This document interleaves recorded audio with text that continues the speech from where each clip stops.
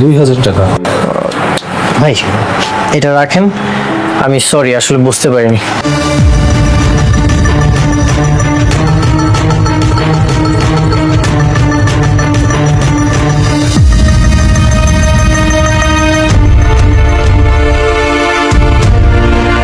চলো।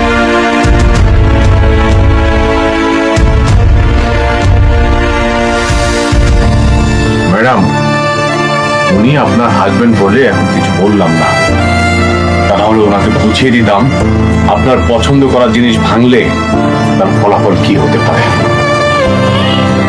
যা হয়েছে বাদ দেন, চলেন এখান থেকে।